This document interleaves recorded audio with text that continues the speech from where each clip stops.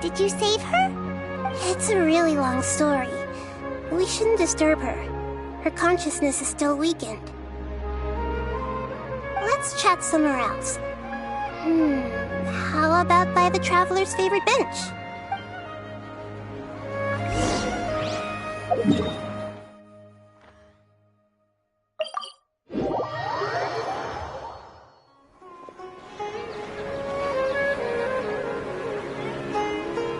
Let's talk about Dunyarzad first. It's such a relief that she's all right. After we parted on the last day of the Sub-Zero's festival, I left the city and saw what the traveler had described. Among the countless dreams, I found one that was growing fainter and fainter. This proved my suspicion. Once Dunyarzad could no longer bear the Akasha harvesting her dreams, her consciousness began to dissipate. But this also meant it escaped the Akasha's control. Such a small fragment of consciousness can't last for very long, though. It will return to its original dream, where both will gradually fade until they completely disappear. I used all the power I had to keep her dying dream alive as long as possible, but it still wouldn't have lasted for much longer if it hadn't been for you two breaking the samsara. So it looks like we did manage to save Dunyarzad in the end, and not a moment too soon.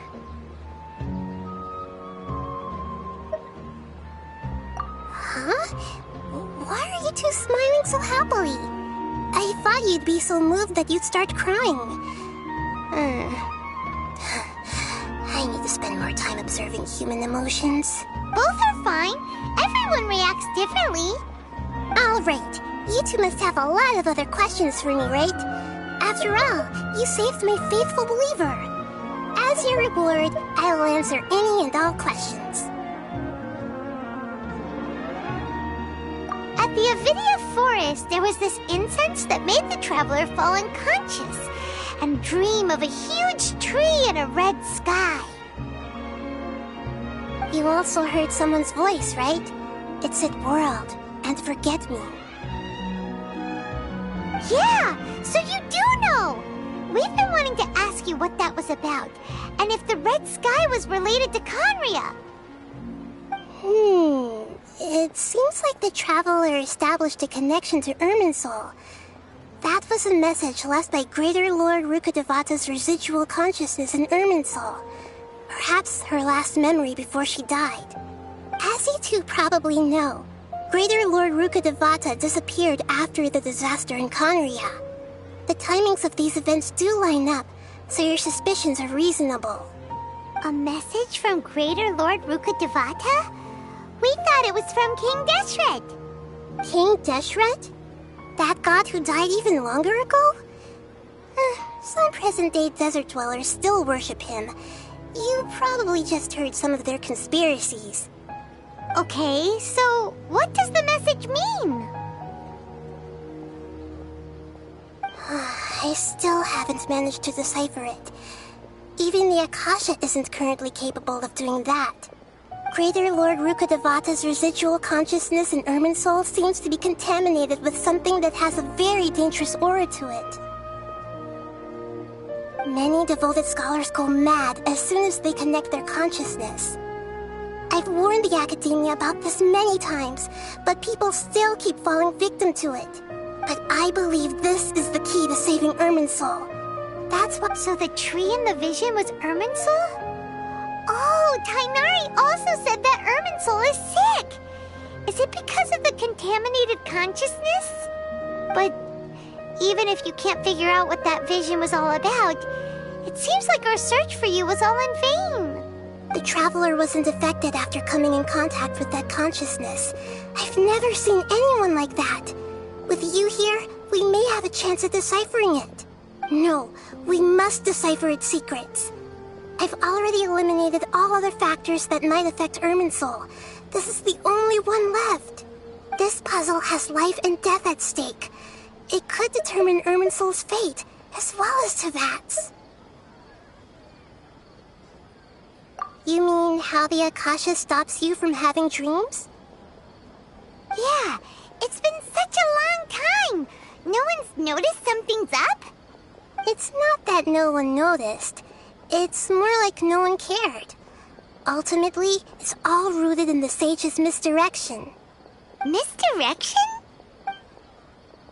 The sages convinced everyone to believe that being unable to dream is a sign of rationality and wisdom. Not dreaming is a badge of honor in Sumeru, even if the truth is that their dreams are being reaped by the Akasha. With their propaganda in place, the sages can maximize their use of the Akasha to facilitate their research. Besides, Greater Lord Rukkhadevata must have created the Akasha in the hopes that it could be used to its full potential. That's why I've never come out strongly against this.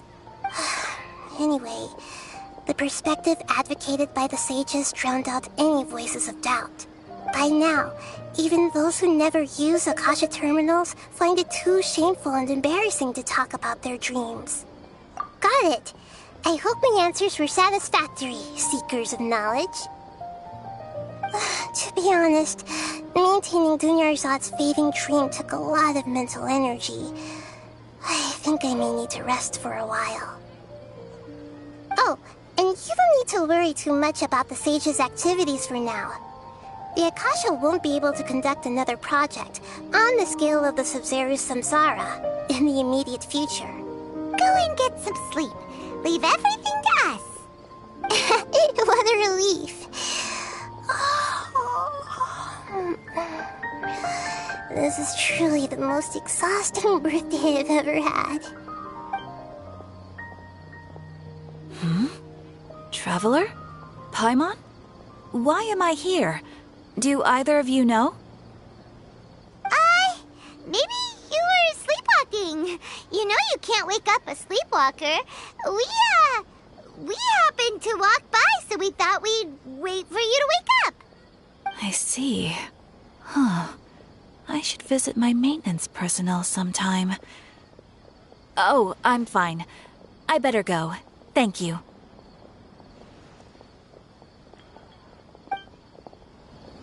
We spent quite some time in Sumeru City, but ever since we last said goodbye to Lesser Lord Kusanali, we haven't heard anything from her. Oh, we can't just keep waiting around like this. Let's go find Catherine and pick up some work so we can at least keep ourselves busy.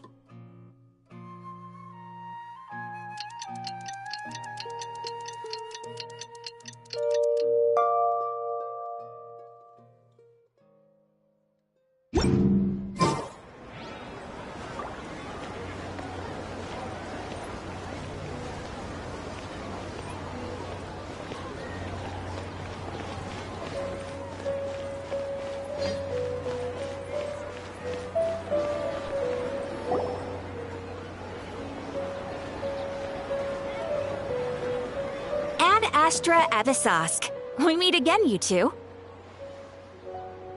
Hi, Catherine. Do you have any commissions for us today? Commissions, huh? Let me think. Oh, how about this? Please attend the Academia's Academic Symposium this afternoon and recite a love poem on stage. Say what now? And if possible, please also use your camera to capture the reaction of the audience upon finishing the poem. Huh? What kind of commission is that?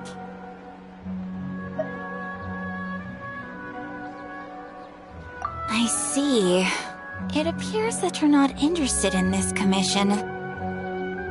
In that case, please go to Port Ormos and convince the Eremites there to spend some time volunteering at the local orphanage. Hey, that's not any better. Mm-hmm. I'm sure the mercenaries will have some interesting reactions as well. Paimon's gotta ask, just who exactly has been submitting these commissions to the Adventurers Guild? Oh, the commissioner? Well, actually, I just wanted to see the two of you in action. Was it so obvious? I was hoping you would actually take one of those commissions. That kind of chance to observe humans doesn't come by often. Ah, so it's Nahida. Paimon just knew Catherine wouldn't crack those kinds of jokes. When did you get into her head? From when she said, Ad Astra Abyssosque? So it's been you this whole time? Are you done resting up, Nahida? Yes. I've been sleeping ever since we parted ways, and I even had a really, really long dream. It was another dream about the Sub-Zero's festival, except it was a happy one. In my dream, I was sitting in the middle of a flower terrace, and everyone in Sumeru City was holding hands as they danced in circles around me. They danced round and round, and everyone looked really happy. I also got to sit on a gigantic flower carriage. Ferris, the Knight of Flowers, raised me really, really high above the ground, and I was throwing an endless amount of Yalda candies at the children. You know, Nahida, maybe your dream is how the Sub-Zero's festival really should be. It's meant to be a joyous time where everyone gets together to celebrate your birthday. Huh? Wasn't I describing a really happy dream? Why are you both looking at me like that? Wait, could this be an example of the emotion known as pity? No, we aren't pitying you. That would only make everything worse. We just don't want you to feel too sad. By the way, have you had a chance to visit Dunyarzad? How's she doing? The Homianis haven't allowed any visitors after the festival, so we haven't been able to check on her. Yes, I paid her a visit right after I woke up. She was resting at the time. Her condition is stabilized. However, since Elazar is a manifestation of the withering on the human body, we can only cure it by finding a way to take care of Irminsul's own withering. But for the moment, our top focus should still be figuring out what the sages are up to and what they're planning. Right. Who knows what'll happen if they manage to pull off another scheme like the Samsara of the Sub-Zero's festival? So our first priority should be investigating and putting a stop to the sages' activities. As for how we should pull that off, let's discuss it somewhere else. There are too many adventurers around here. Oh, good point. Sorry, adventurers. We're gonna be borrowing Catherine for a little while.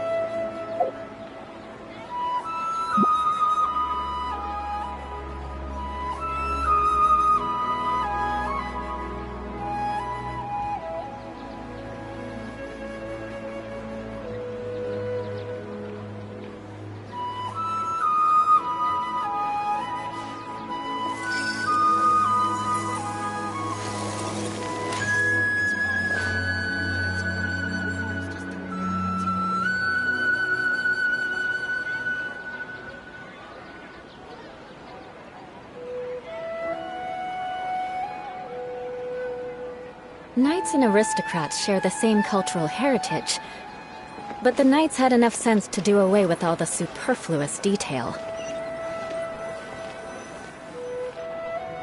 Let's continue our chat here. Okay, so do you have any ideas on how we can investigate the sages, Nahida? Actually, I've already done a little bit of work on that. But for now, I want to hear your thoughts.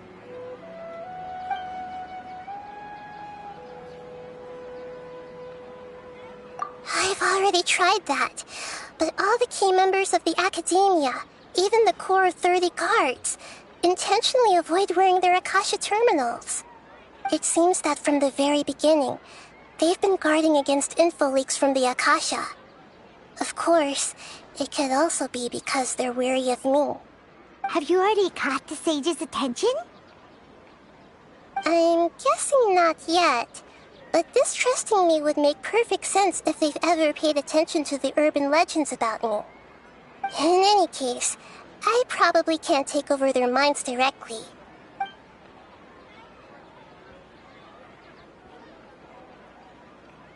No way, that's too risky. You mean it'd be too easy to get caught? No, it's not that. We shouldn't involve innocent students in this. A single mistake could completely ruin their lives. Doing that would be ignoring the safety of my people for my own selfish goals. How is that any different from what the sages are doing? That's a good point. Spoken like the god of Sumeru.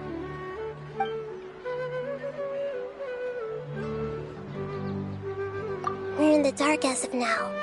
Since we still don't know anything about their goals, any rash move could tip them off and lead to terrible consequences. After all, every person in Sumeru City is one of their hostages.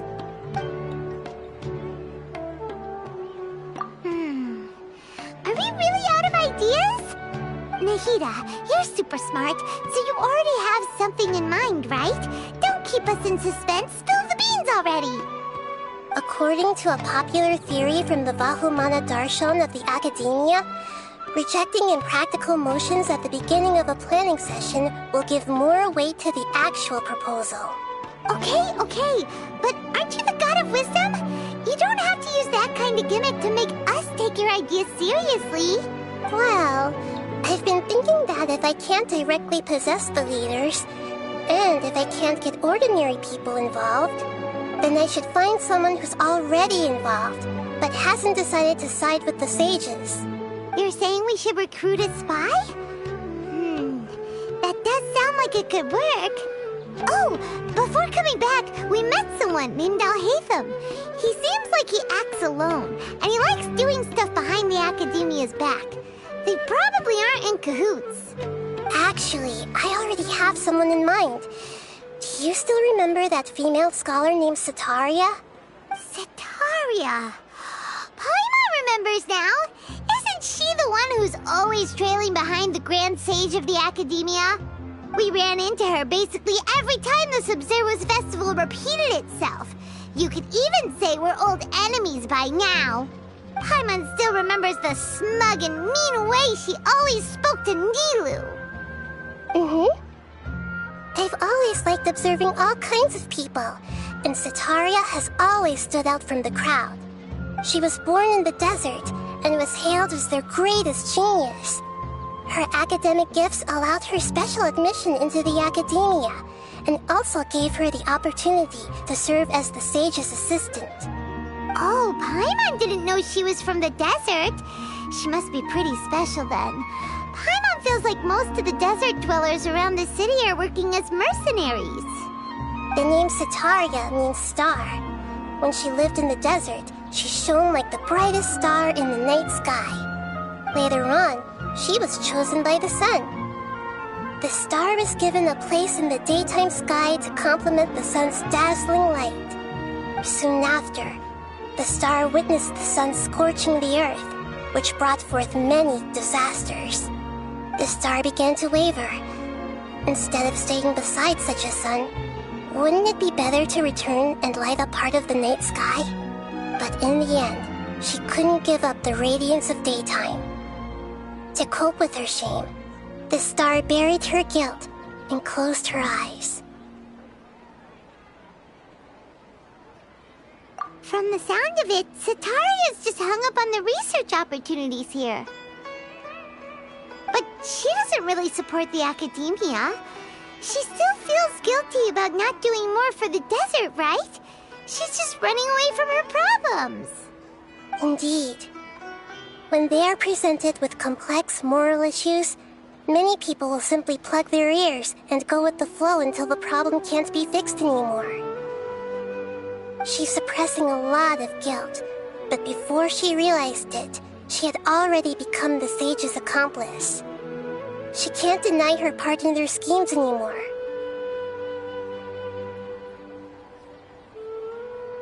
Right. We must somehow make her face her problems again. That way, not only can we get useful intel from her, but she can also use it as an opportunity to redeem herself. From my past observations, Sataria will take a day off from the academia every 10 days to do some shopping in the city. Tomorrow afternoon just happens to be a shopping day for her. That'll be our chance. To prepare, let's go check out some of her favorite spots, and have a quick chat with a few of the vendors there.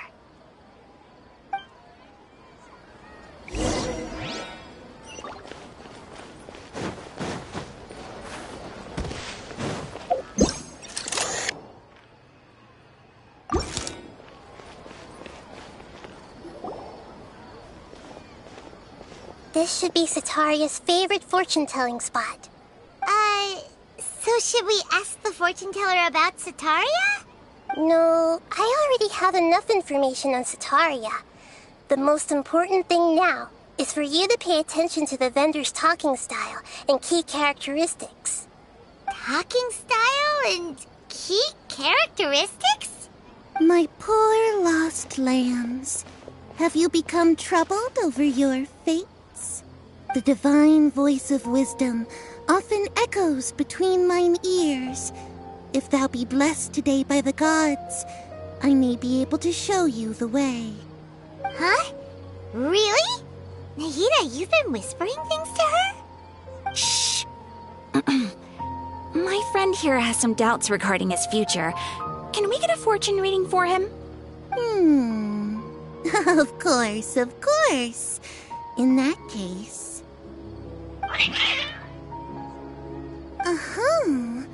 It would seem that Harut and Marut are quite wary of you.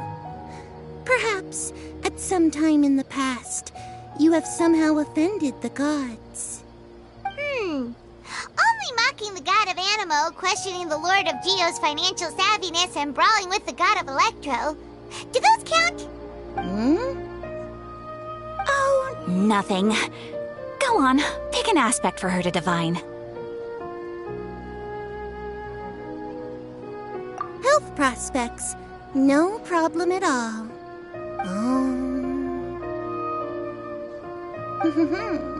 The gods have spoken. The truth shall be revealed. Your life shall continue on for many tens of thousands of years.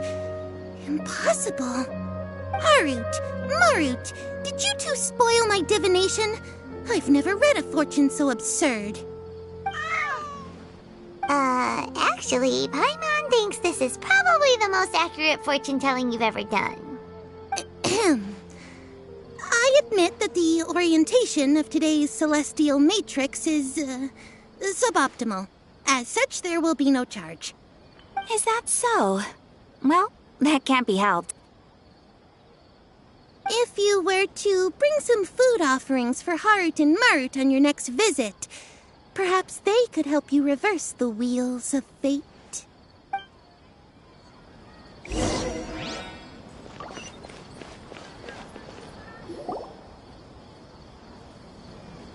Is this another one of Sataria's favorite stalls? Yep. It belongs to a king. His father helped Sataria a lot when she first moved to Samari City, so she still comes by whenever she has time. When I start talking with him, listen carefully to the details of our conversation. Ah, dear customers. Would you like to look at some pottery? We caught wind of your great craftsmanship, so we specifically came to take a look. Oh, I recognize you. Aren't you Miss Catherine from the Adventurers Guild? Sounds like I'm in for some big business. Speaking of, where did you learn this trade? I suppose you could say it all started with my dad. He's a mason by trade, but I picked up an interest in clay while apprenticing for him. After that, I began making pottery by myself in secret, and I simply changed trades when my works turned out well. Although it's a pity that I'm no longer making much use of the knowledge provided to me by the Akasha. That's nice. You're making a living doing something you love. So is your father still working as a mason? Oh no, not anymore. A few years back, he fell from a roof and broke his leg. Since he had already saved enough mora over all these years, he's just enjoying the retired life in Port Ormos nowadays. I see. We wish him peace and happiness in his retirement. I'll have someone in charge of logistics at the guild come by another day for some goods. We'll leave you to it. Take care now. No problem. Rest easy, all our goods are sure to meet your every need.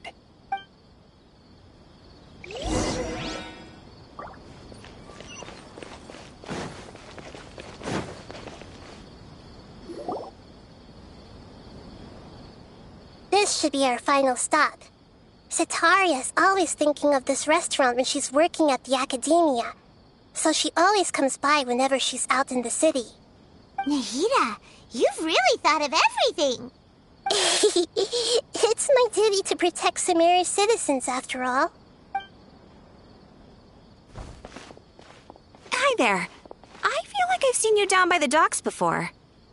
Huh? Sorry, I don't quite remember. If I recall, you were having a discussion with someone about shipbuilding at the time. Ah, that's right! I've always been really interested in feats of marine engineering. After all, I grew up in Liyue Harbor and spent my entire childhood staring at the ships going in and out of the port. I came to Sumeru to study, but failed to make it into the academia due to my lack of talent. But I'm still discussing all kinds of problems with different scholars, and I'm continuing to study and perform research from the restaurant's basement. I'm sure I'll get into the academia after their next round of exams. What an admirable spirit for learning! Amazing! Sure, but you'll find hardworking people wherever you go. So this restaurant has a basement as well? Huh. First I've heard of it. That's right. It's not usually open to patrons. Most of the time, employees use it for breaks or to hold private events. I see. Guess that makes sense. Well, good luck with your studies, Miss Chishan. Thank you so much. As long as I can make it into the academia as an official student, I'll be happy. More speed.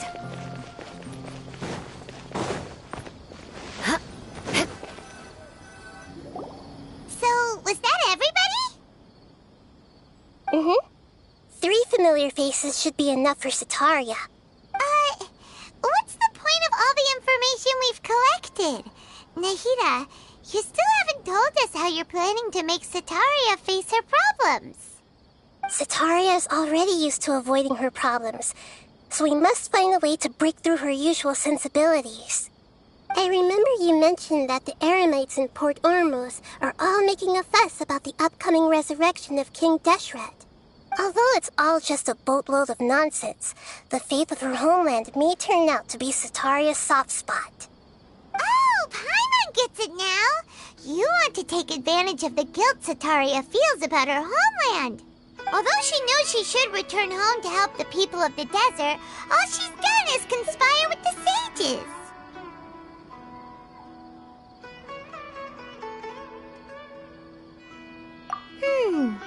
So, how do we set that up? Well, King Deshret is long gone, and Cetaria is also too smart to fall for any simple tricks. If we simply engaged her under the guise of King Deshret's believers, She would definitely be wary of us, and we may not get anywhere. But if we were to borrow some of her close acquaintances to talk with her, her reaction would probably be very different. So, you mean you're going to possess those people we just talked to? Yep. Possess them through the Akasha. Imply they've already converted to the faith of King Deshret, and then convey our made-up will of King Deshret. As long as everything goes smoothly, we'll get through to Sataria for sure. She'll never guess that we had anything to do with it. Ah, so that's how you're going to use all the info we collected on these people. It's so that you won't slip up and break form. Possessing them will only work if you can manage to pass off as them. Exactly. So, best of luck with impersonating them. Huh? Best of luck?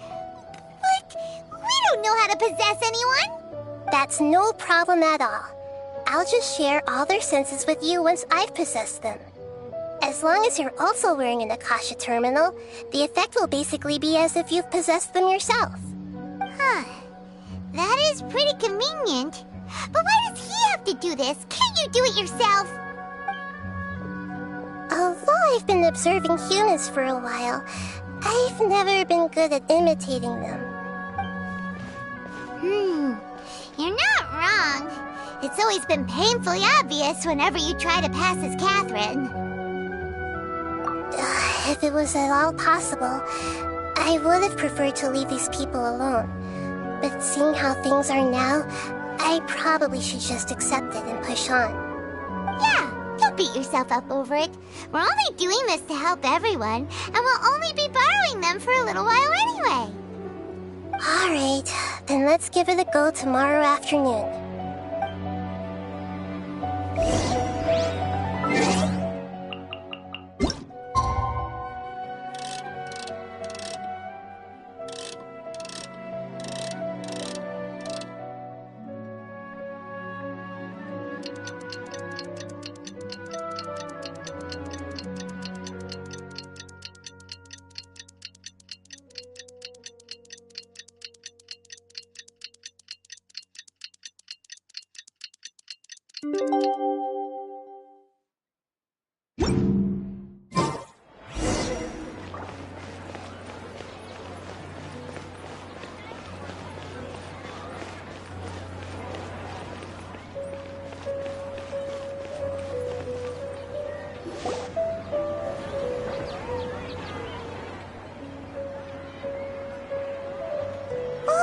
Here she comes! Satari is here!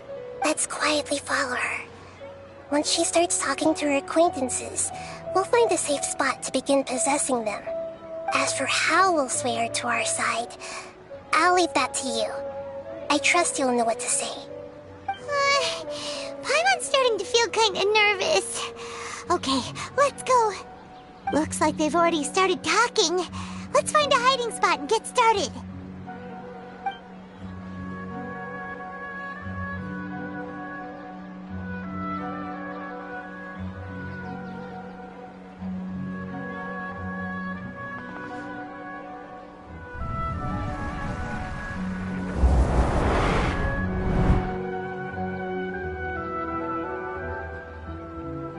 That's right. You really can't force anything when it comes to love. And besides, everyone around me has a very different background and outlook.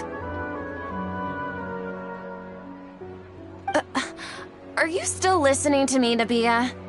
Oh, of course I'm listening. You were talking about troubles with your love life, right?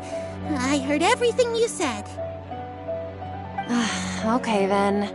You just seemed a little distracted for a moment there. Strange. Your cats seem pretty worked up. Is something wrong?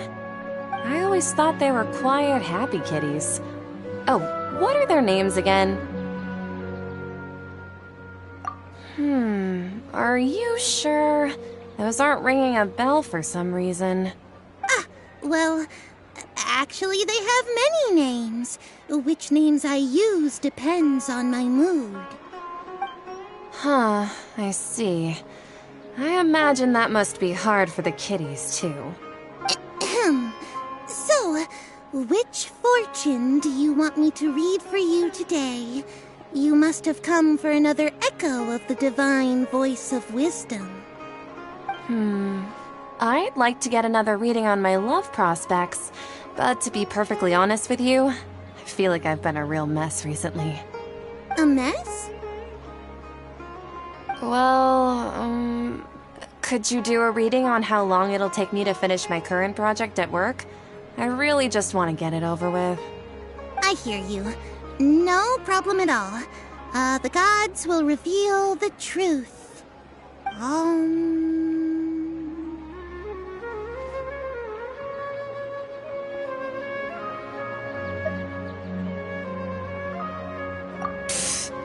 Sorry, your new laugh is just so hilarious. I couldn't help it.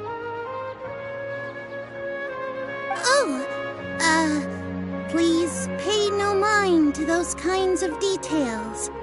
The gods are asking, Sitaria, why haven't you gone home? Why haven't I gone home? Do the gods really know everything I've been thinking about? Sitaria, why don't you just go home?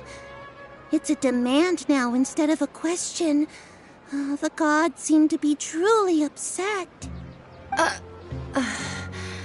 I'm sorry. I know I failed the gods. Please pass on my most sincere apologies and ask for their divine forgiveness. And if I may ask, Nabia, is there a specific god who's speaking to you right now?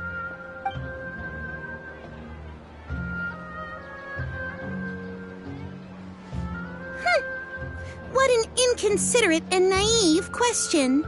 The god who is speaking to me is, of course, the wisest and mightiest of all, King Deshret. King Deshret? No wonder he would make such demand of me. Wait a second. King Deshret passed away a long time ago. Even though news of King Deshret's resurrection has been spreading like wildfire, it's all just a misinformation campaign from the academia. How can King Deshret still exist in real life? What insolence! I am King Deshret's most loyal believer. Do you wish to refute his voice of wisdom? Oh, no. As a child of the desert, I am only reveling in his power upon learning that his divine glory has touched even this city. I will think very carefully about his demand of me. I'm sorry, I must go now. Wait!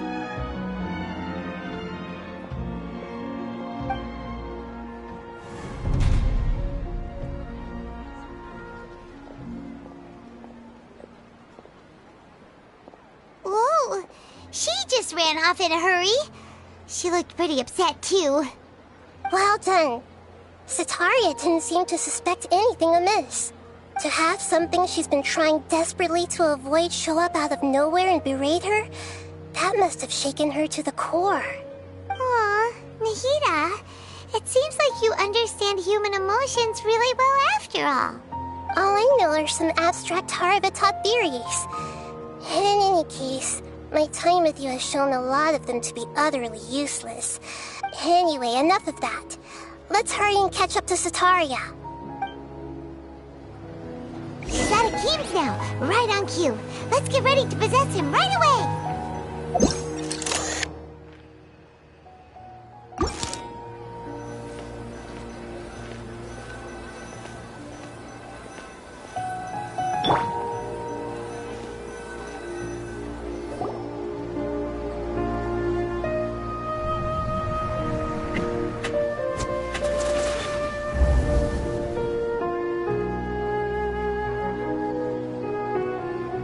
It's okay. I just got caught up in something. Oh, actually, didn't you ask me to help you look for work? What kind of work were you looking for again?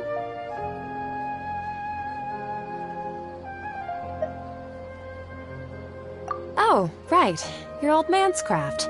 How could I forget? Speaking of, how's he doing? Is he feeling any better?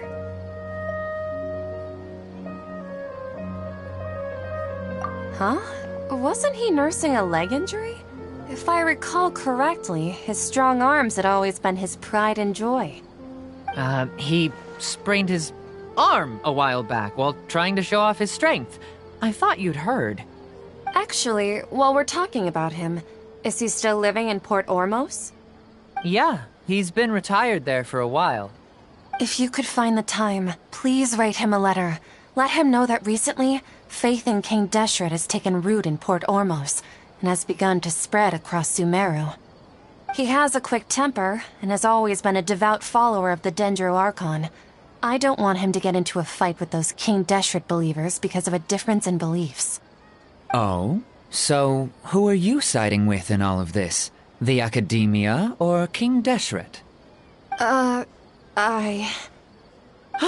I'm so jealous of you. You were born a child of the desert, yet you chose to betray King Deshret, and now you spend all your time with those crooks from the Academia. Akeem, you don't mean you've also become a believer of King Deshret? What's so strange about becoming a believer of the wise King Deshret? In fact, aren't you the strange one? The one who still can't pick a side? Can't pick a side? Me? Whoa! Paimon had no idea you'd be so good at this! You really zeroed in on the issue and put it right in front of her. It might feel a bit overwhelming for Setaria. But once everything is over, I'll be sure to pay her a visit to her mind and explain everything. Anyway, let's keep going.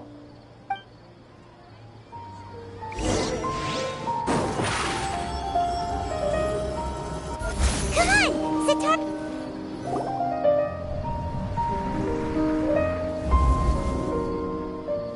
So, Shishan, have you noticed anything weird in the city lately? Like, as if someone was trying to preach to you about something? Oh, right. Speaking of strange things, I celebrated the Sub-Zerus festival so many times that I lost count. That was really weird. Wait, how could you be aware of that? That should be impossible. Nothing in the report indicated anything like that. Are you still failing to realize that the Academia's lowly tricks could never deceive all of Sumeru's citizens? Shishan, don't tell me that you've converted to King Deshret as well! What an absurd question. You make it sound like I should be ashamed for becoming a believer of King Deshret. In reality, shouldn't you be the one who is ashamed? You, who works side by side with the Academia and treated people as nothing more than experimental subjects? Please, please stop! Even now, Setaria's still trying to run from her problems. She can no longer justify everything to herself. Hey, she's trying to talk to the guards! What should we do? This is the most important part of all. Quick, get ready. Mercenary, you're a member of the Corps of 30, correct? Please help me pass a message to the Matcha right away.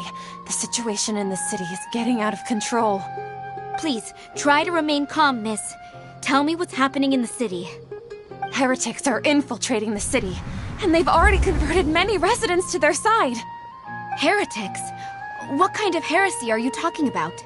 King Deshret! Many people I know have suddenly started believing in him, but he's long dead. It's impossible. Miss Setaria, nothing is impossible. You know my name? King Deshret is immortal, and all who defy him will one day pay the price. You must face the truth, Setaria. You tread a treacherous path, and the longer you ignore it, the tighter the Academia's grasp on you will become, and the deeper you will be ensnared. Child of King Deshret, never forget that the desert that belongs to you lies elsewhere. What's so strange about becoming a believer of the wise King Deshret? In fact, aren't you the strange one? The one who still can't pick a side? What an absurd question. You make it sound like I should be ashamed for becoming a believer of King Deshret. Setaria, why haven't you gone home?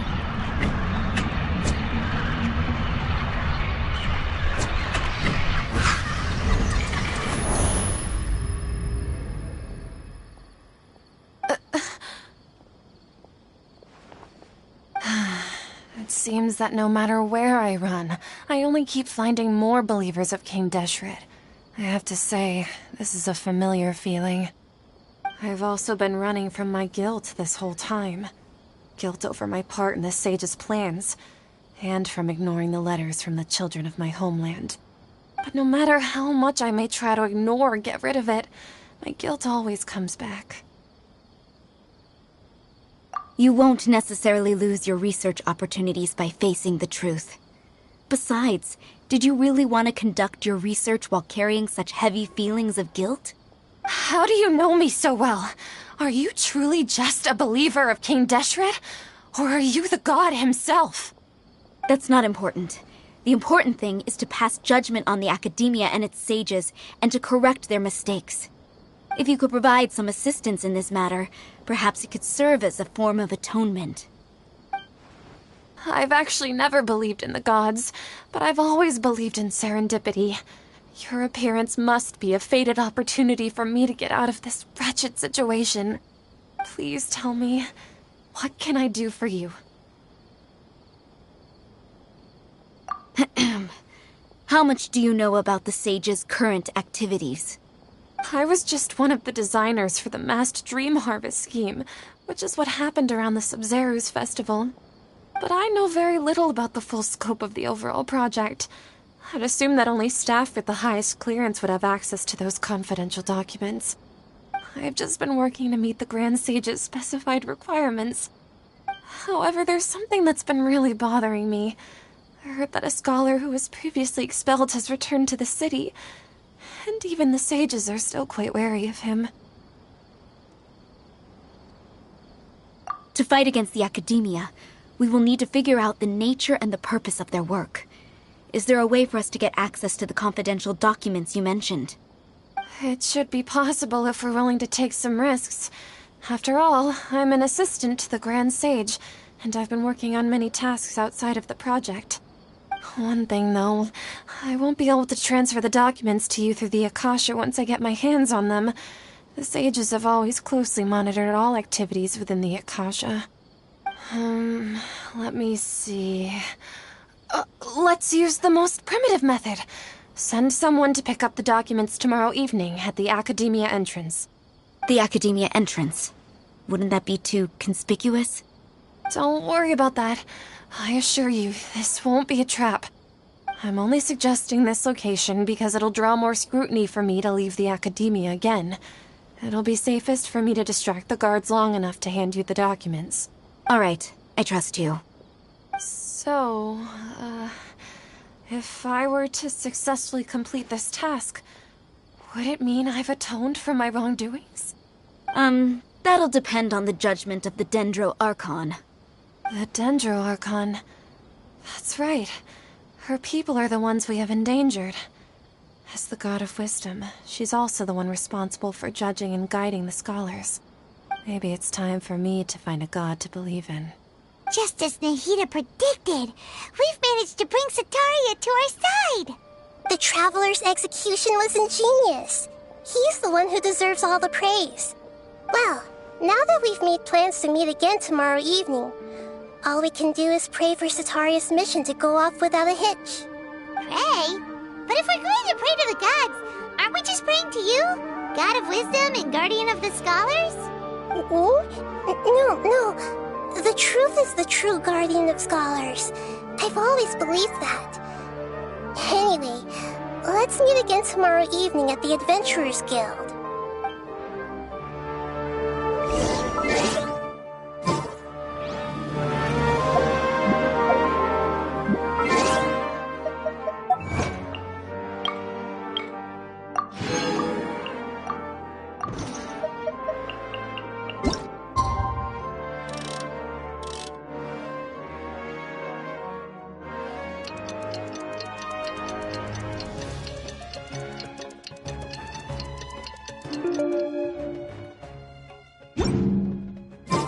Tea is ready. Now it's time for a short rest.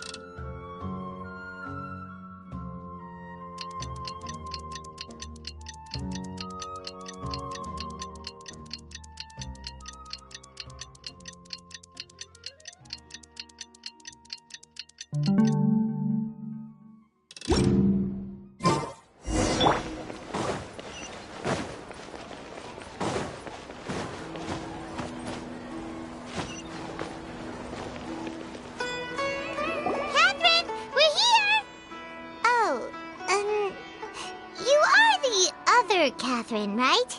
That's right. I suppose I'm the other Catherine in your mind. Shh! We're on a secret mission tonight, so we need to protect Catherine's identity. Yep, Paimon's right. We cannot fully rule out the chance that the meetup tonight is just a trap.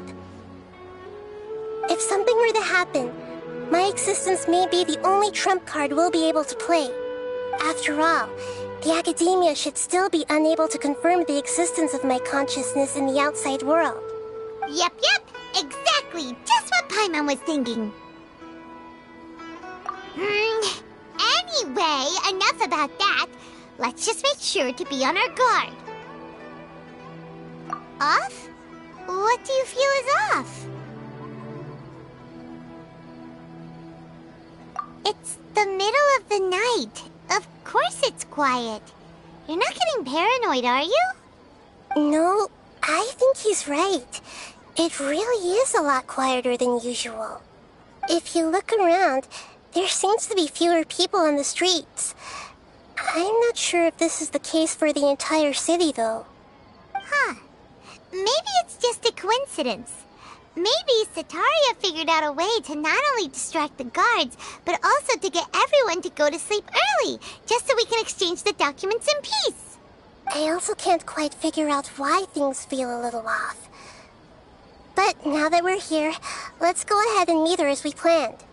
Well, regardless, as long as you're here with us, Paimon feels a little safer.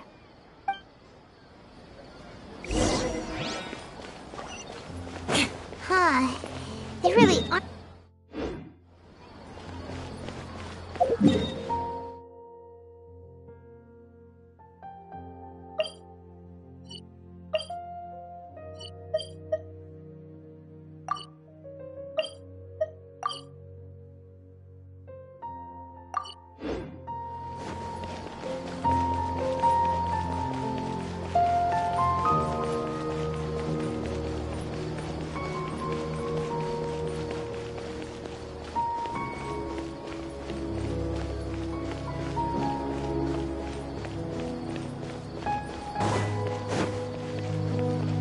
More speed.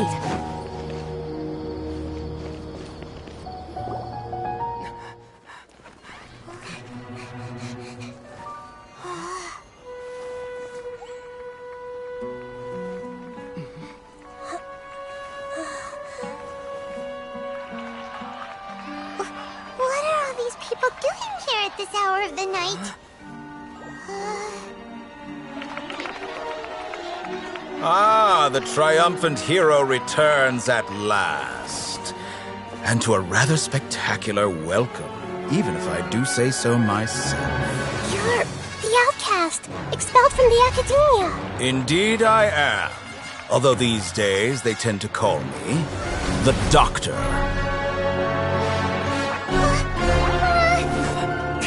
If you're looking for your researcher friend, she has already been taken into confinement. With some basic caution, she could have discovered the listening device on her person. Clearly, she lacks the degree of rigor expected of a true scholar.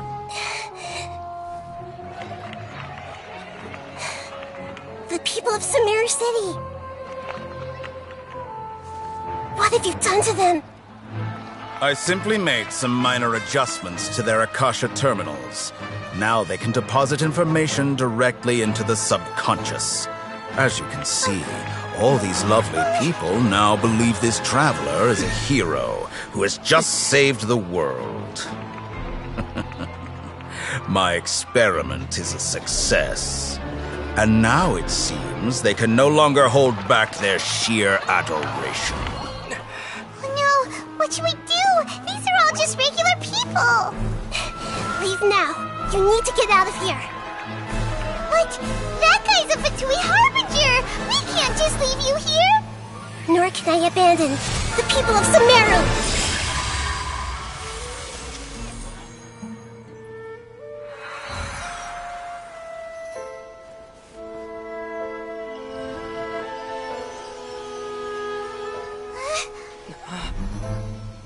Don't worry. We'll meet again outside of the city.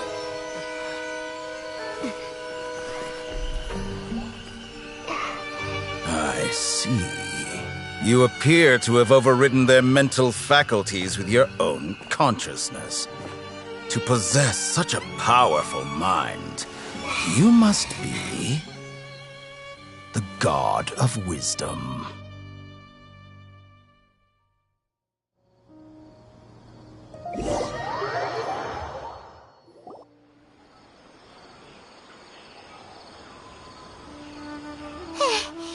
This should be far enough.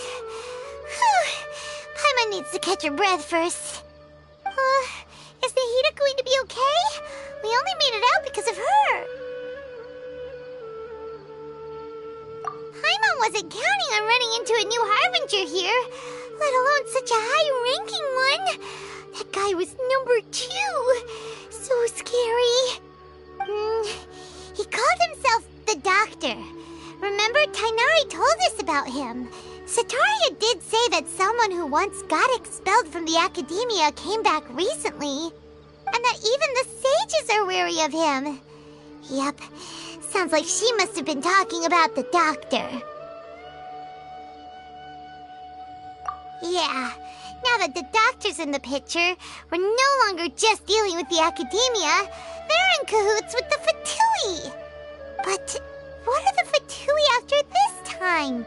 Another gnosis?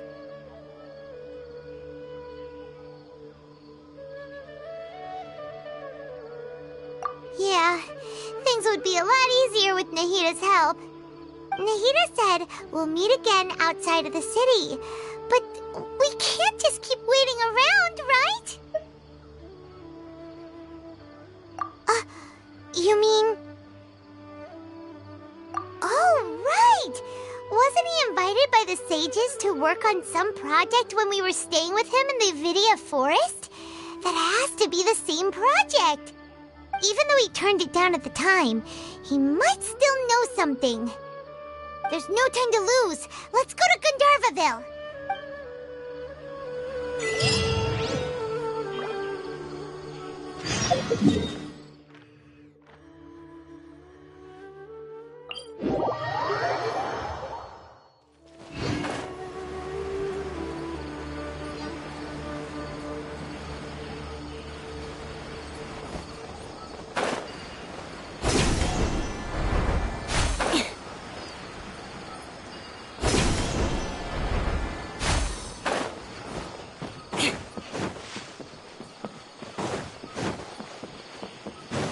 More speed.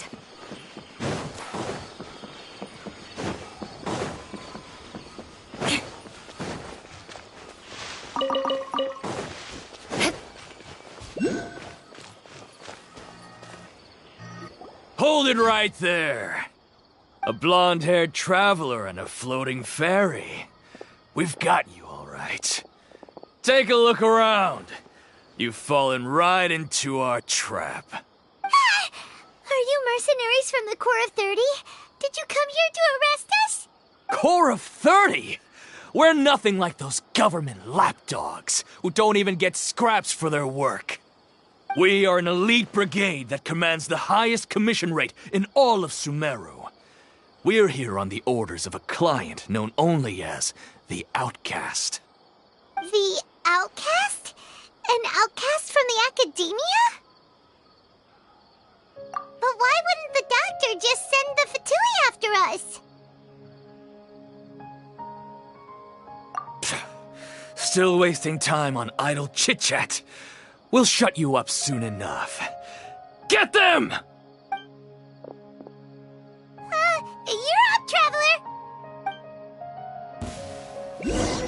Following orders. Surprise!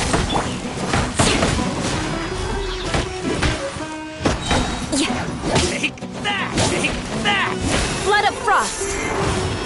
Beg for mercy.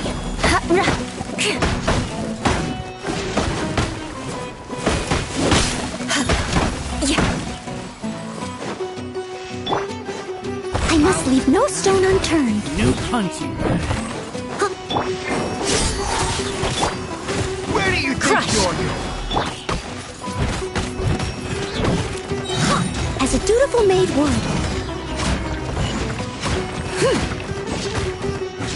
I'll catch up. Steady as stone.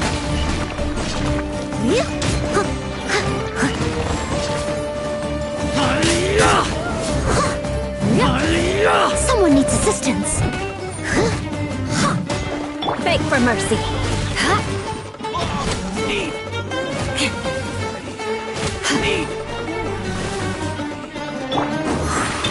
Step on it! Shudder!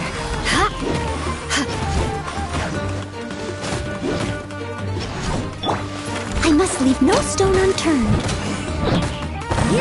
Someone needs assistance.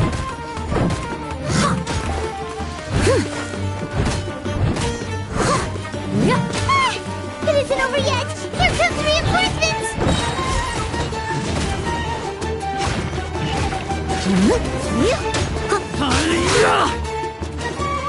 Leave it all to me.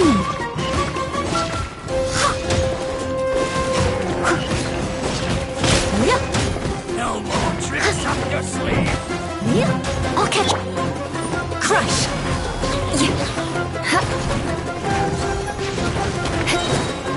Freeze to the core!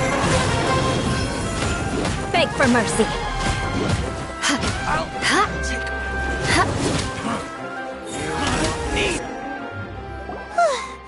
That was pretty rough. Is that what elite mercenaries are like?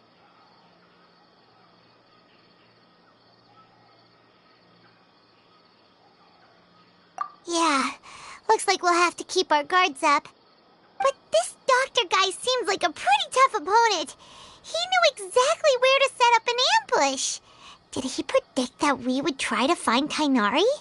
Going up against smart people is tough. Anyway, let's keep going.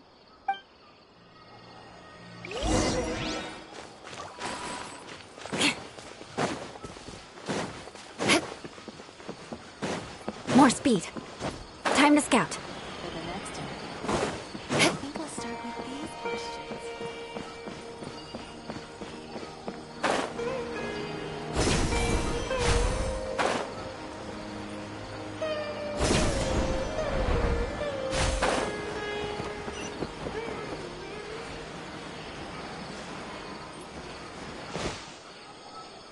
Oh, it's the Traveler and Paimon.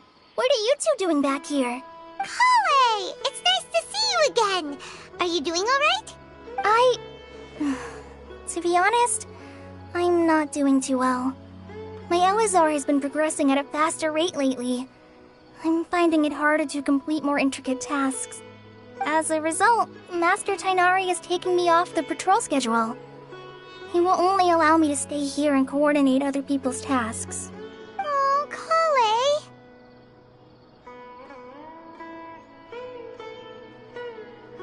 Speaking of Tainari, did he go off on patrol? We're here to talk to him.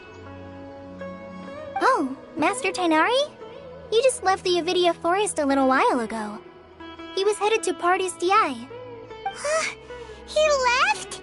But isn't Tainari always saying that he never wants to leave the Avidia Forest? He even turned down the Sage's invitation. I thought it was weird too. Master Tainari always prioritizes his work as a forest watcher above everything. He almost never leaves his post. He left in a hurry this time, though. No, I only found out that he left through a message he left behind. He also made sure to delegate all his tasks using a schedule. To leave in such a hurry? I'd guess he had something urgent to take care of. Master Tainari originally studied in the Amorta Darshan of the Academia, and Pardis Di is something like the Amorta's research base. Many rare shrubs and grasses have been planted there for research. I know that before he became a forest watcher, Master Tainari once spent a long time conducting research at Pardis Di. A research base, huh? Gotta wonder what kind of research Tainari just decided to work on all of a sudden. Oh, we don't have a lot of time, so let's go look for him at Pardis Di.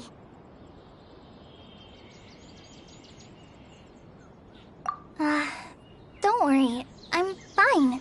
I'm used to living with Elazar by now. If you run into Master Tainari, please send him my regards. Got it. Will do. See you later, Kale.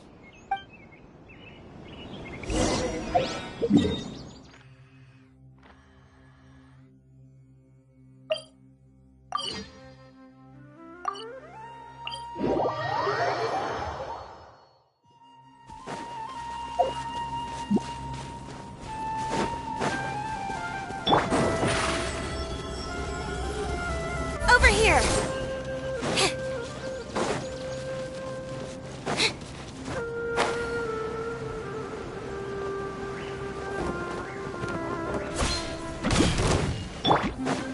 More speed.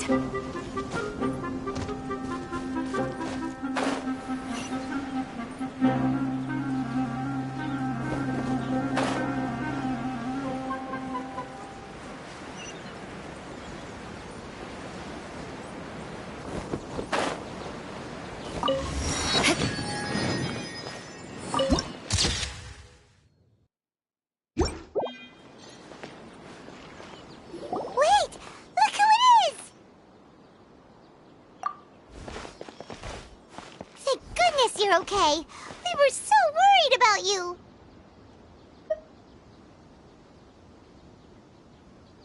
Hey, this was supposed to be a touching reunion, but you're ruining the moment. Actually, it's very smart of the Traveler to be wary of me right now. After all, the Doctor has shown that his technology can apparently even control human minds. Plus, it's not like you could have known what happened after we split up and I was facing the Doctor by myself. Even a pool of stagnant water after a torrential storm can occasionally pass as a patch of sky. Paimon feels like only the real Nahida could come up with such an obscure analogy. Huh? But I wasn't trying to win your trust or anything. All I wanted was to clarify my point. Well, we understand that point now. Please, Nahida, tell us more about what happened. Are those poor people all right? When you left, I was still in the middle of restoring everyone's minds. Thankfully, when the Doctor mentioned depositing information into the subconscious, he didn't mean engraving information into their minds. Instead, he did something closer to creating hallucinations. That was still within my power to fix. Luckily, I managed to finish my restorations and mind jump away from him just as he was about to capture me. Whew. What a relief. The Doctor sure pulled out some hidden cards, but good thing we had Nahida with us. I wouldn't be relieved just yet. I gave away my true identity when I restored everyone's minds, which means we've lost another one of our trump cards. Also, the Doctor is already an expert at modifying Akasha terminals. Maybe it's only a matter of time until he captures my consciousness inside the Akasha. Would that mean you'd no longer be able to jump between minds? Then how do we stop him? He's still at the Academia, so it's possible he already started messing with the Akasha. Ugh, it feels like he's toying with us. What a nasty piece of work. Plus, the Doctor's combat ability alone is apparently enough to make him worthy of being number 2 of the Fatui. We shouldn't give up hope just yet. Let's try to find another way to attack this problem. Actually, Nahida, how did you know we were trying to get to Pardis Di? Have you been waiting for us? Yes, I have. I can see the Traveler's elemental energy, so I deduced your destination by looking at the direction you were moving in. You didn't come here for sightseeing, right? Did you find any leads? We're looking for a scholar we know. His name is Tainari, and the sages once tried to reach out to him. Why don't you come inside with us and see what we can find? Okay, let's just hope we won't get him into trouble.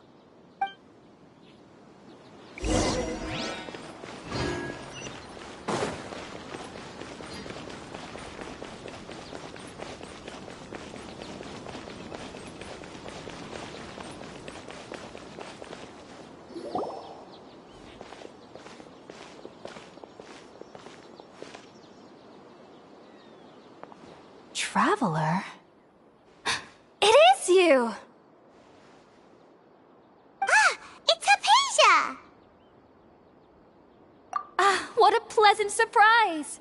It's so nice to see the two of you again. Who's this? She's a scholar we met in the Avidia Forest. When we last saw each other, she was still training in the... what's it called? Satyavada life? Oh, I see. That's right, we're old friends. You've come at just the right time. Ever since I've come here, hardly anyone has even talked to me. Hypatia, you're way too excited about this. Actually, for you to leave the Avidia Forest means... you're not in training anymore? Wait, no. Did you already finish your training and reach Paripurna life? What do you think? My consciousness has already managed to make contact with the divine. You did it! Congratulations!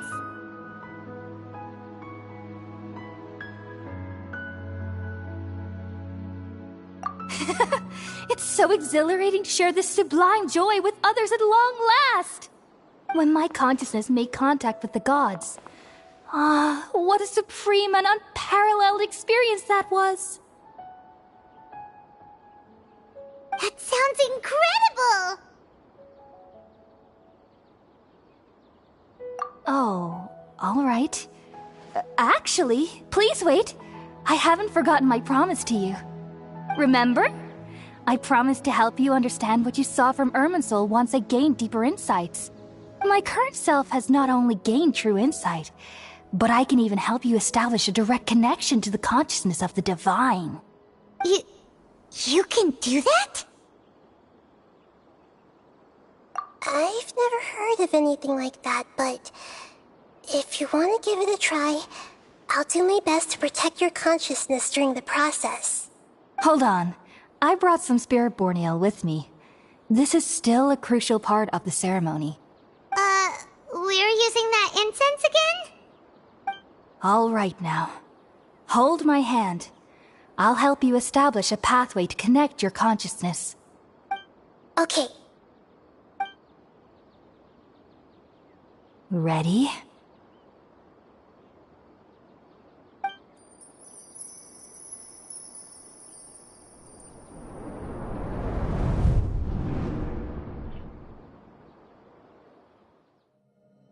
It took 3 betrayals for me to finally understand. The world is just an elaborate tapestry of lies. My fury will never be quelled. The first to betray me was a god. My creator. My mother. Valuing strength above all, she saw no worth in me and I was discarded. The second was a human. My family. My friend. Consumed by fear, he saw me as an abomination. The third was one exactly like me. A hope for the future. A fledgling barely out of the nest. Powerless before his mortality, he broke his promise to me. Humans, they can't be trusted. And the gods fill me with pure loathing. So I said good riddance. I denounce the world and laugh in its face. My chest will never again be defiled by worldly filth. I will scrub away every last trace of human emotion. Then it will be empty, a blank slate, and ready to receive a supreme gnosis, brimming with pure divinity.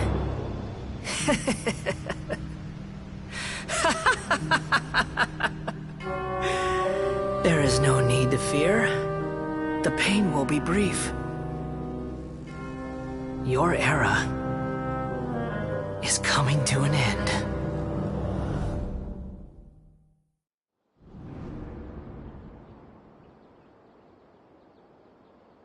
What was that?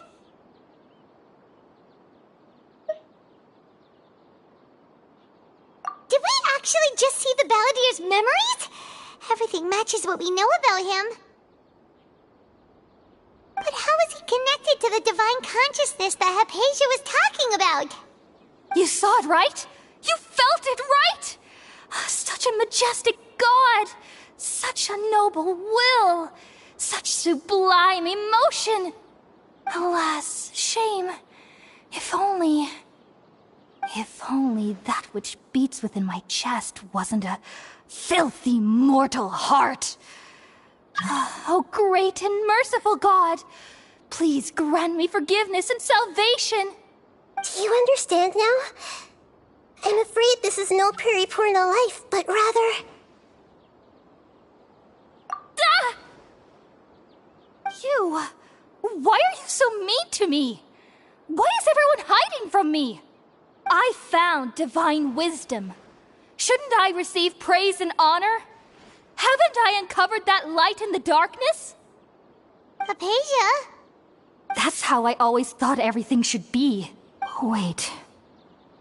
Have I... already lost my mind?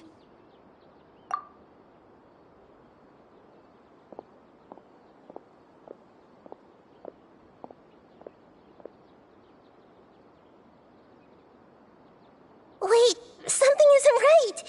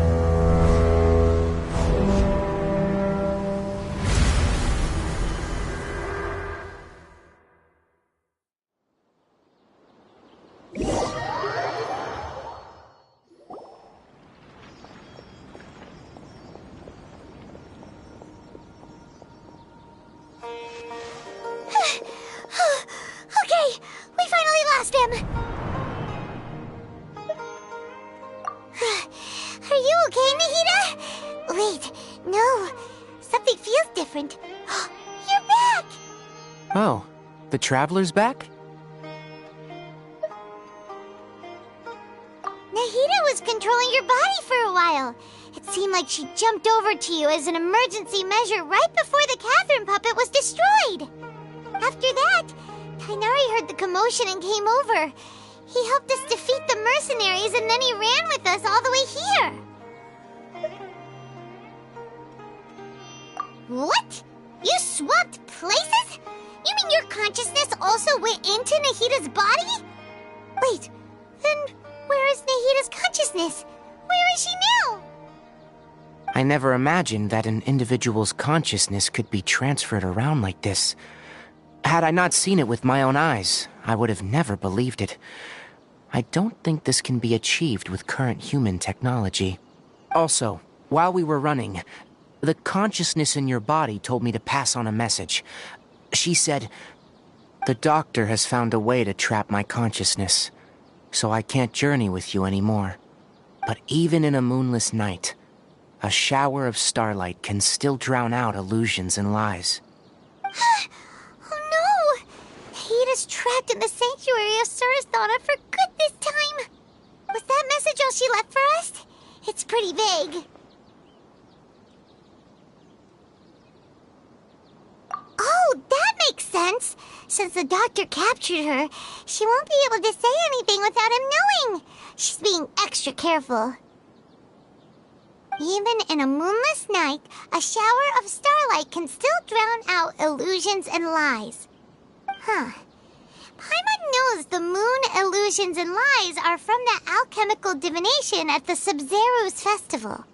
Didn't Nahida use a starlight analogy before? It had something to do with Sataria.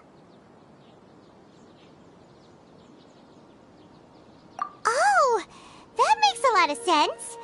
Huh. Do you think Nahida was telling us to go find help in the desert? But she isn't with us anymore. Think we'll be okay? Paimon, you said Sanctuary of Suristhana, correct? Does this mean that this Nahida you're talking about, the consciousness who was occupying the traveler's body, is the Dendro Archon? Your guess is correct, but the situation's a bit complicated, so it's really hard for us to explain right now. That's all right. A scholar's curiosity doesn't need to be appeased right away. As for the complicated nature of the situation, safe to say I have witnessed that for myself. I've spent some time with you, and it looks like the Dendro Archon's also on your side. So, I trust you. Thank you, Tainari. Oh, actually, we came here to ask you a question. What do you know about the project that the sages have been working on? That. While I was indeed invited to join that project, the sages were always secretive about its scope and goals, so I eventually declined. All I know is that the project has something to do with the restoration of Irminsul.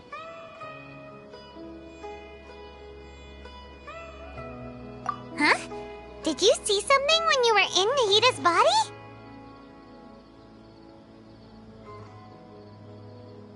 What? Do you have any evidence?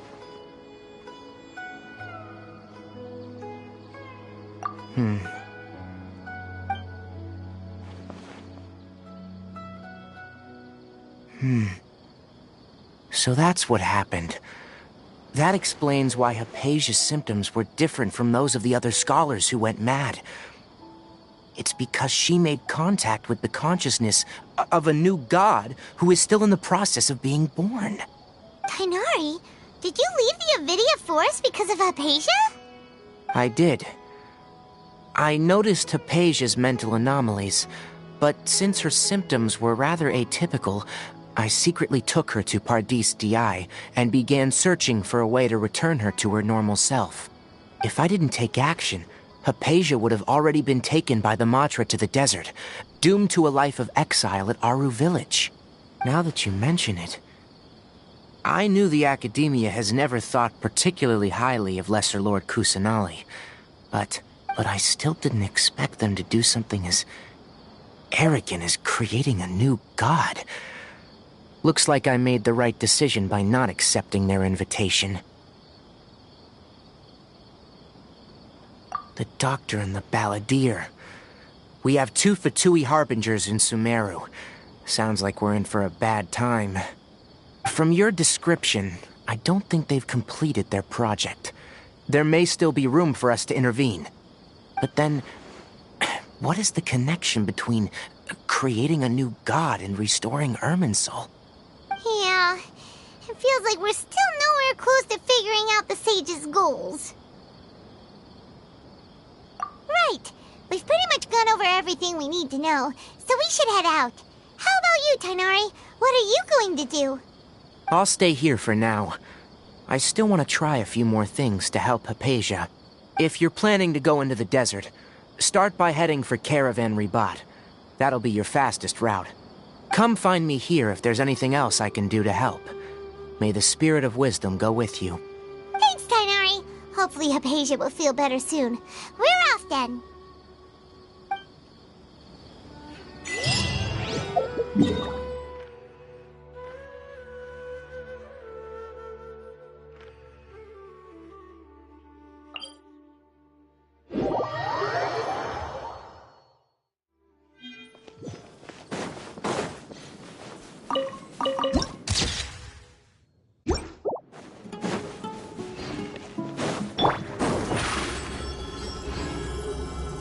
Step on up!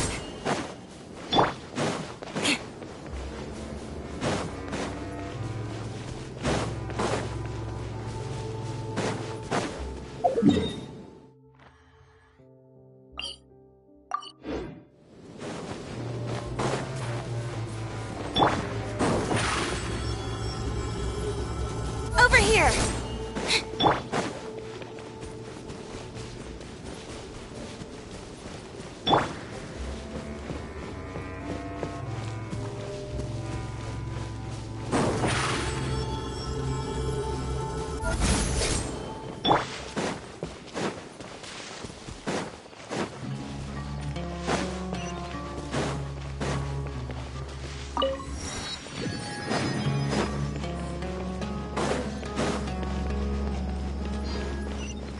More speed.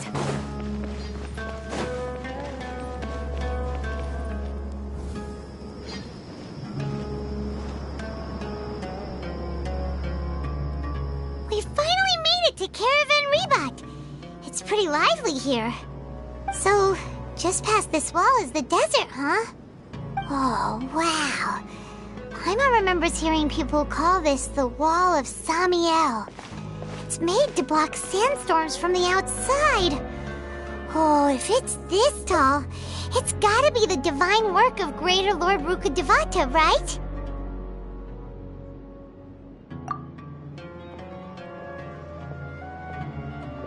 Enough gawking. Come on, follow me. Huh? Over here.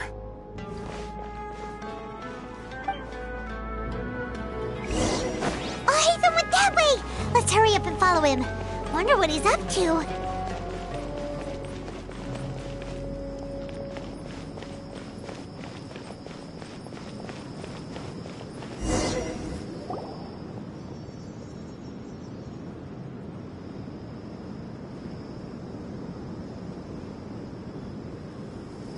What the...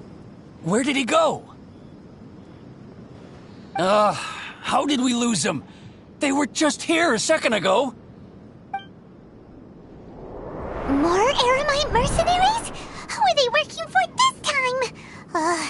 Anyway, Traveler, it seems like we were being followed again. You were too careless. You should have noticed those hopeless amateurs trailing you a long time ago.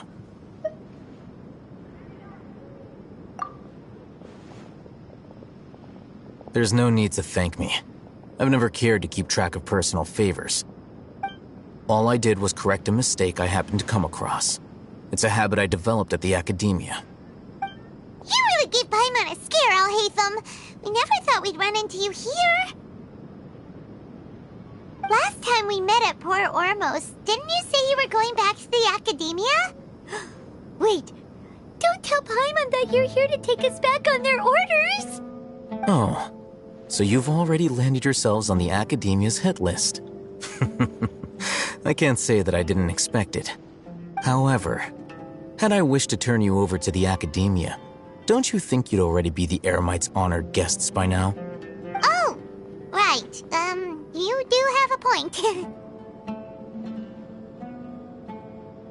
I have no interest in running errands for that project. As a scholar, I've always belonged to the camp that promotes researcher autonomy. And these days, you're more fascinating than anything the sages can offer. Not quite. To tell you the truth, I'm still investigating the Divine Knowledge Capsule. Unfortunately, I've run into some difficulties. Everyone says the capsule originated in the desert and was eventually moved to Port Ormos. If I am to get to the bottom of this, I must understand how the capsule first came to be. Which brings me back to you and why you're so interesting. The leader of Ain al-Ahmar used the Divine Knowledge capsule right in front of you, and upon seeing him, your expression became perplexed, and you were lost in thought for quite some time. To have that kind of reaction, I think you must have realized something. Are you interested at all in sharing what you've been hiding from me?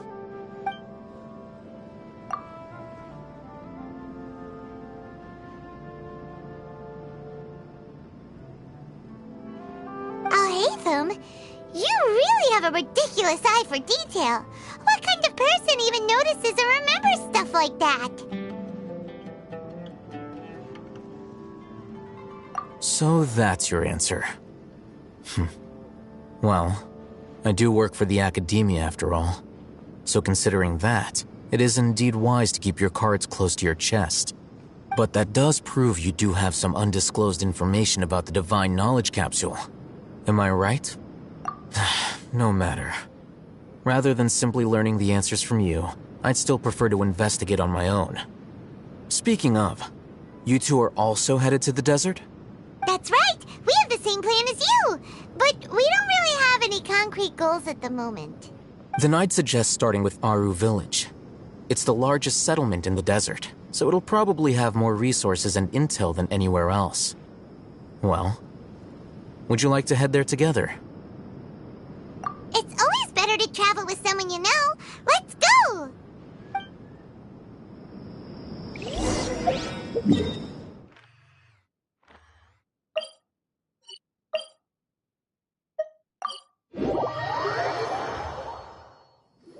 Before us lies Aru Village, the safe haven of the desert folk.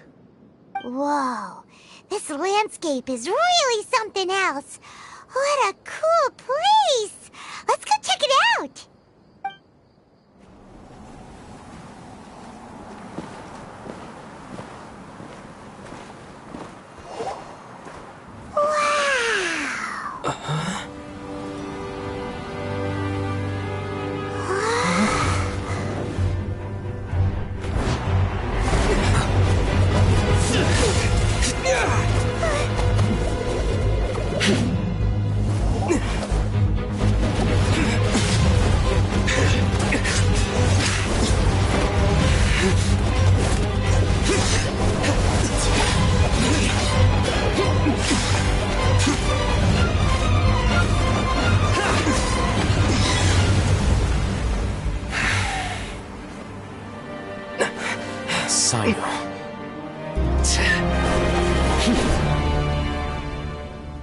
Unless my memory fails me, we have barely spoken 2 words to each other before now at the academia. Would you care to enlighten me as to when and how I invited the General Mahamatra's wrath? Oh, Haytham. Do not think you can escape my judgment just because you managed to escape my attack.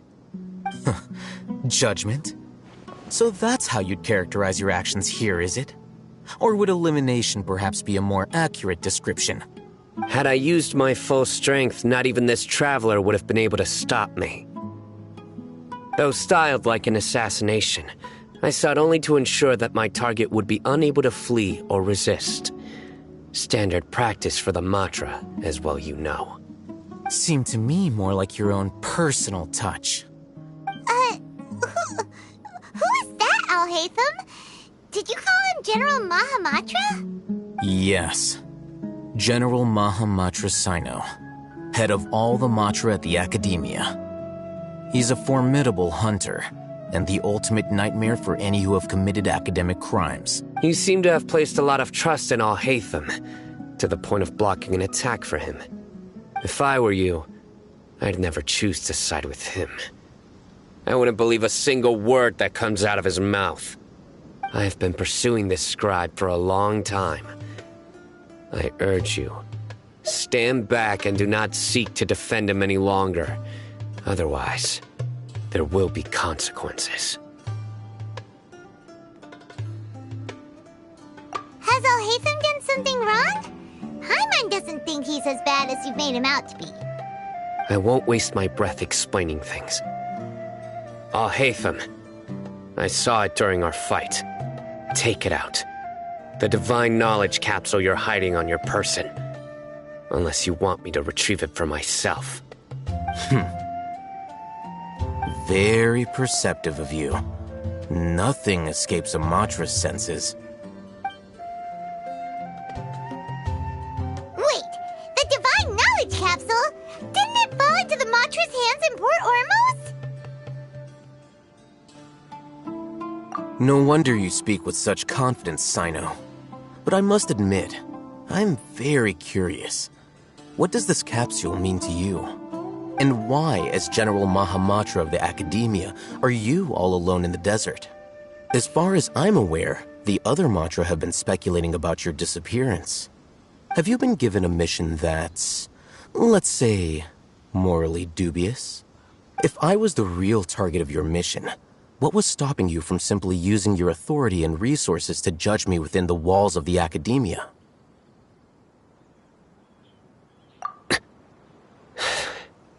I should have known you'd be difficult to deal with. You two? Ugh! What you would do, Traveler? Paimon feels like we can't trust either of them! Ahem. Well, look at you two, acting all tough and self-righteous over there. Wait, Dia? Great! Finally, someone that we can trust! You gotta help us out here, otherwise these two are gonna start fighting again! Yeah, sure looks that way. Two giants from the Academia duking it out once and for all. Not something you get to see every day, that's for sure. Listen, I know you academic types love to fill up your big brains with self-righteous morality and lord your empty rules and virtues over each other. But how dare you bring your petty disputes into the safe haven of Aru Village? It seems like someone's gonna have to beat some sense into your thick skulls until you finally learn to respect these grounds.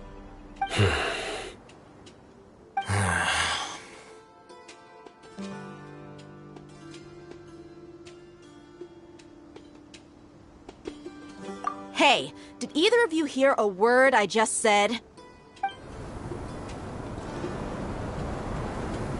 Whoa, what's going on? The wind's so strong!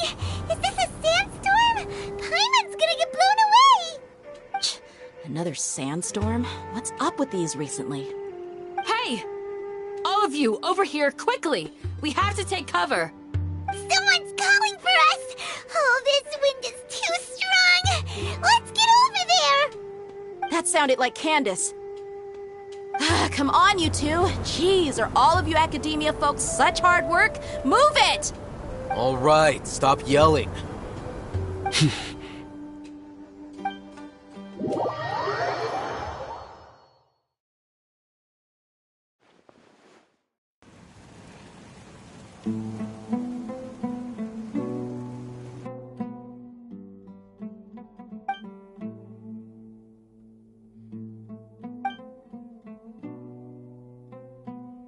Well, this is pretty awkward.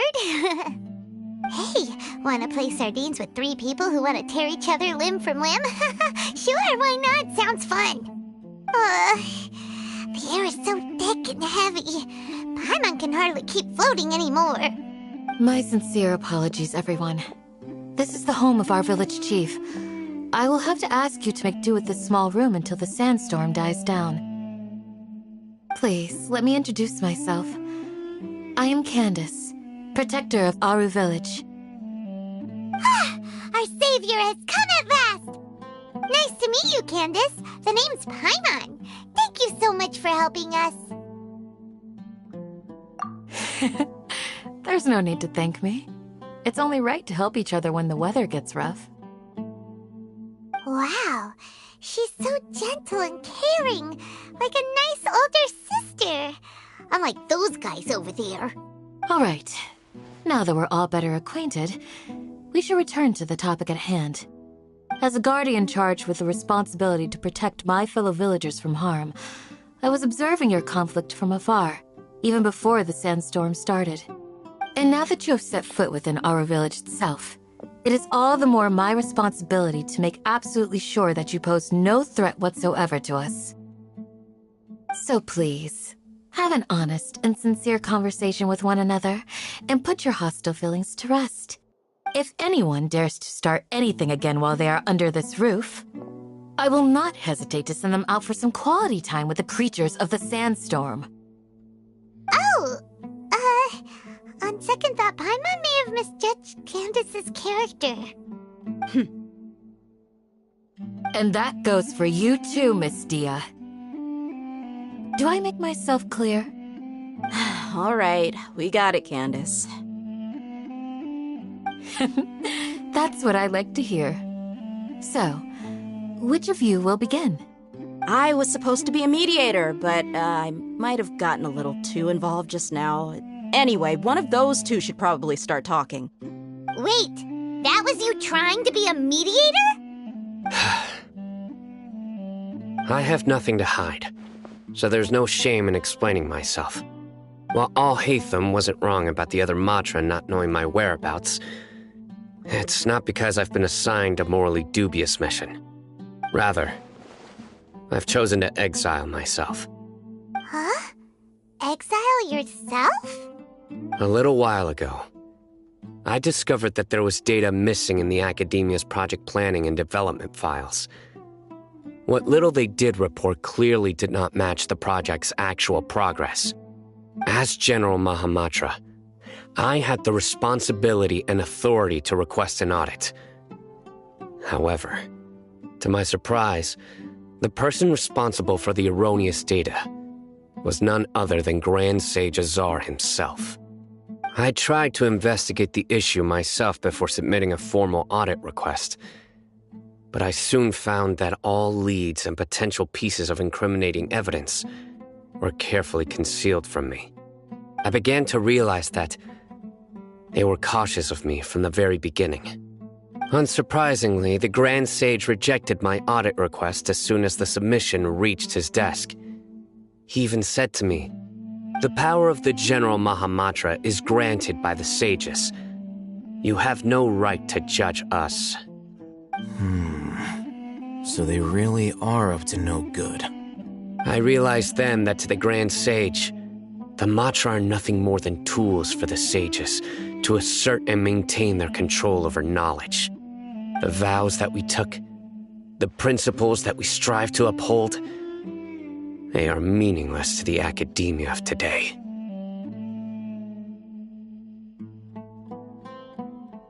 I believed it would be wise to flee the academia before the sages had a chance to take action against me. This way, they can no longer see nor predict my actions. I will never give up on this investigation.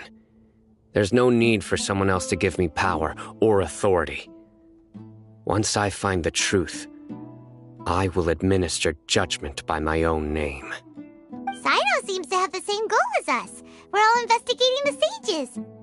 Plus, now that he's no longer the General Mahamatra, he somehow feels a lot less scary. Well, Sino, if that's your story, then why did you see Alhaitham as a target? When I was investigating the matter in the academia, I overheard a conversation between Alhaitham and a sage. The sages asked you to investigate a blonde-haired traveler.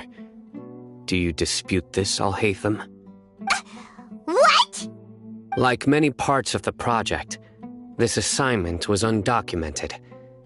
Now throw in your suspicious behavior with the Divine Knowledge Capsule, and I think we deserve an explanation.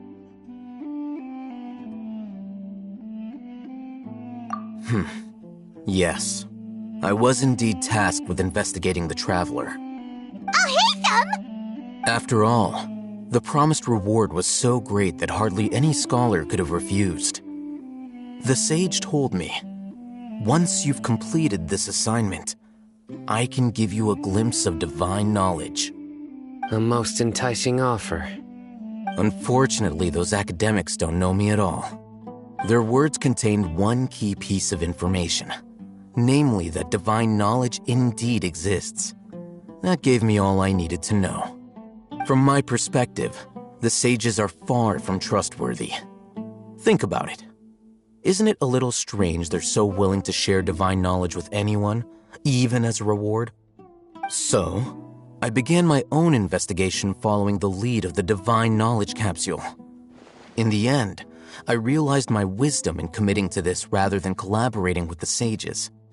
Had I been less guarded, I probably would have ended up like that Ain al-Ahmar mercenary, incapable of remaining sane for long enough to hold a conversation. You mean that the sages originally planned to dispose of you, using one of those capsules that drive people insane? I'd already given up on the assignment by then. I only told the Academia I was waiting in Port Ormos for you to appear so they wouldn't suspect anything. So it came as quite a surprise when I encountered my erstwhile target while investigating the divine knowledge capsule. Criminals do love to talk about coincidences. Even though I ran into the Traveler by chance, I had no intention of providing assistance to the Academia. Also, you should remember, you were the ones who decided to follow me and strike up a conversation after I left that tavern. That's true. Al-Haytham helped us out at Caravan Rebat as well. Maybe he's telling the truth. I'm willing to apologize if that's worth anything to you. I took the divine knowledge capsule behind your back because I judged its existence to be a significant risk. I felt that it would be best for no one to interact with it before it had been properly studied. After all, curiosity often proves to be the most dangerous thing in this land.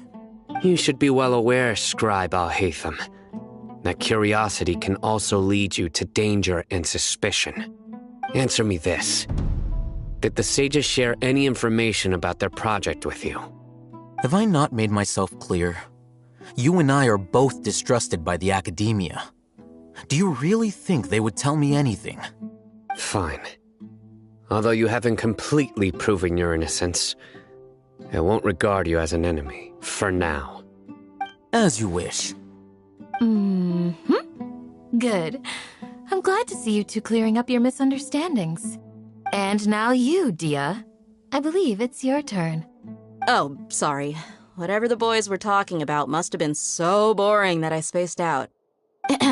My situation is pretty straightforward. My employer, Dunyarzad of the Homayani family, is friends with the Traveler and is currently recovering from her illness at home. I had nothing going on, so I decided to return to Aru village for a visit. I was actually looking forward to a pretty exciting time getting back together with everyone here. But then I saw these two random guys in the middle of a pointless argument. It ticked me off, and things went downhill from there. Is that all? Well, I will admit that definitely sounds like your style. In that case, welcome back, Dia. That's more like it. I missed you all so much, Candace. Whoa! What was that sound? No need to worry. Now that you're no longer at each other's throats, please make yourselves at home. I'll take a quick trip outside to clear out some of those creatures in the sandstorm. Creatures? In the sandstorm? Are you sure you don't want some backup? Fighting in a sandstorm is not for the faint-hearted. Anyone without extensive training in these conditions is at a disadvantage. You needn't worry. Yeah, just leave him to Candace. Don't worry, she's as tough as they come.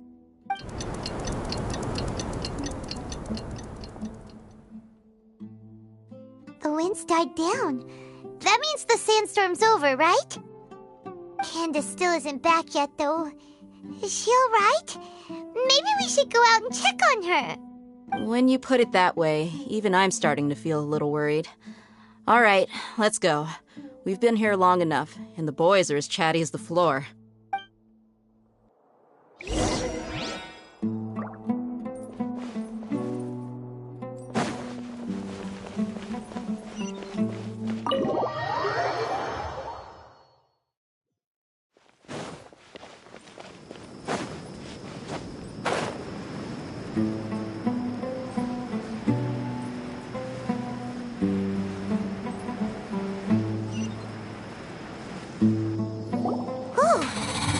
You're still fighting? You've been out here dealing with these creatures the entire time? Yes. They just keep coming in waves. I've lost count of how many I've defeated. Before I realized it, even the sandstorm had stopped. Here comes another wave! Leave this round to us. I got interrupted earlier, but now I have something to take my anger out on. It's been quite a while since I've seen the Flame Mane in action. I'll leave these to you then. I'll be sure to put on a good show. Let's go! Out of the frying pan, into the fire! Hey! Crush!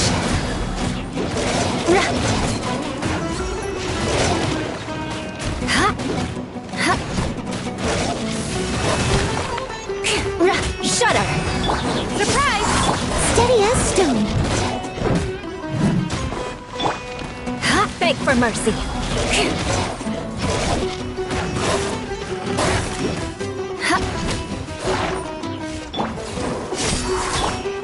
Shudder!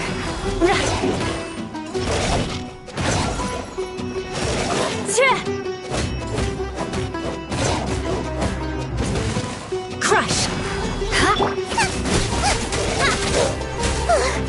Here comes another wave! When are they ever gonna let up? I must leave no... Beg for mercy. Crush! Nice and spicy!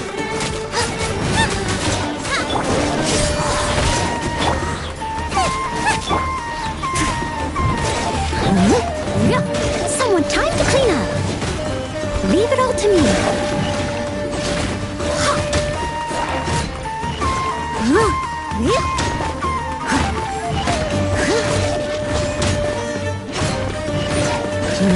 Zip on up!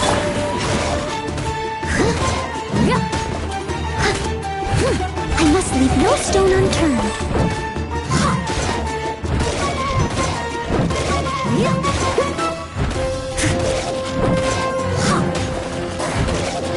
I'll catch up.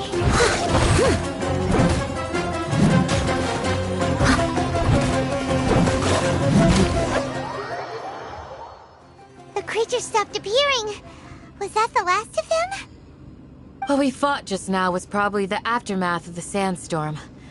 So we should be safe for the time being. Well fought, everyone. No injuries, I hope. Huh? Who are you? Ah, my apologies. I haven't had a chance to greet you yet. I had my hands full taking care of the village's elderly and children. I am the chief of Aru village. Everyone usually calls me Uncle Anpu. Sir, I am also originally from the desert, but I have not been back for some time now. May I ask if such sandstorms are common? I can't say they've always been common, but recently the storms have become increasingly severe and frequent. Besides sandstorms, we also occasionally get earthquakes. According to an investigator who stayed in the village a while ago, these unusual natural phenomena are related to the withering of Irminsul.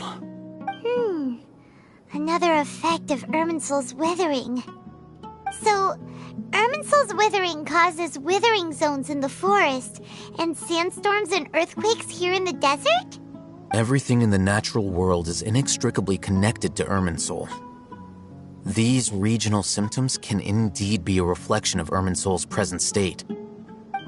Everyone in Aru village needs to take good care of themselves. Speaking of which, why haven't I seen a single village keeper since I got here? Village keeper? Who are they? Village guards like Candace? Does your curiosity know no bounds? Village Keeper is how Aru village refers to mad scholars, exiled here by the academia. Most of them are scholars who lost their sanity after a period of training in the Avidia forest. The academia believes that their crazed mutterings may have a negative effect on the psyches of other scholars. So, they're forcibly exiled to the desert. Though if you ask me, it's all a boatload of nonsense. Alas, that's exactly what we've been trying to investigate. One by one, the village keepers have been mysteriously disappearing without a trace. But no one in the village has ever seen them leave. If you're planning to stay around the village for the next few days, I'd appreciate it if you could keep an eye out for them. I've had encounters with those people in the past. I'll see what I can do to help. The Matra are the ones responsible for their exile. Now that you're no longer with them, are you trying to alleviate your guilt and atone for your past sins? I'm fascinated by how you think. Mock me if you will, but if you are guilty, I will eliminate you, regardless of my position or identity. Oh, you're the former General Mahamatra. You must be an expert in these kinds of investigations. Thank you for your help. Is it because you're reminded of Hypatia?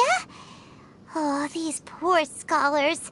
First they lose their sanity, now this! We need to help get them back home, safe and sound.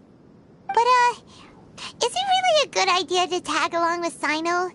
You seem like you really don't trust him. I'll be grateful for the assistance. No doubt you will do a better job than some of my former subordinates. Let's start by finding a spot to share what we know so far.